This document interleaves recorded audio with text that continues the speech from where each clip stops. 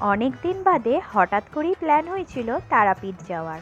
আর হঠাৎ করে প্ল্যান হওয়ায় টিকিট তো পাওয়াই যায় না।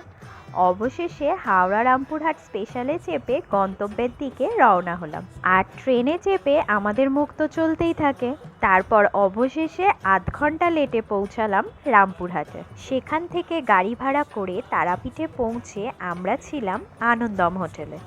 হোটেলের রুমটা বেশ বড় আর সুন্দর করে সাজানো। সবথেকে বেশি আমার যেটা দরকার লাগে সেটা হলো পরিষ্কার। রুমের ভেতরে আছে টিভি, দুটো বড় সাইজের বেড, আর পর্দা সরালে বেশ ভালো ভিউ দেখা যায়। আর একটা ছিল বড় ডাইনিং টেবিল, আর ছিল একটা ছোট্ট ফ্রিজ যেখানে আমরা জলটা ঠান্ডা রাখতে পারবো, আর গরমের জন্য তো এসি দরকারি।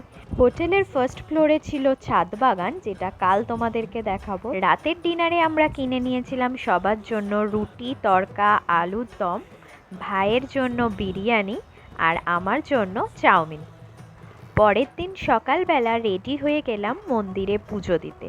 যেহেতু আজকে শনিবার তাই বুঝতেই পারছিলাম খুব ভিড় হবে। এই দোকান থেকে ডালা নিয়ে আমরা জেনারেল লাইনে দাঁড়িয়েছিলাম, আর একটা ভিআইপি লাইন ছিল যেটা পার হেড 500 টাকা। লাইন অনেকক্ষণই দিতে হয়েছে, কিন্তু যেহেতু বসার জায়গা করে দিয়েছিল তাই একদমই কষ্ট হয়নি। লাইন করে এগোনোর সময় দেখলাম পাশে ভোগ রান্নাও হচ্ছে। যেহেতু মন্দিরের ভেতরে ফোন নিয়ে অ্যালাউ নয় তাই বাইরে থেকেই তোমাদের একটু দর্শন করালাম।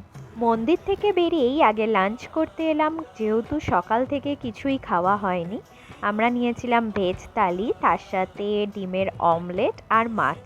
তারপর দুপুরবেলায় রেস্ট নিয়ে সন্ধেবেলা শ্মশান আর মেলাটা ঘুরে দেখলাম। মেলা থেকে কিছু জিনিস কিনে তারপরে হোটেলের ফার্স্ট ফ্লোরে ছাদ বাগানটা একটু ঘুরে দেখতে গেলাম। বেশ সুন্দর করে সাজানো। আর আজকের রাতের ডিনারে ছিল মাটন আর রুটি। মাটনটা আমরা ওখান থেকে রান্না করিয়ে নিয়েছিলাম।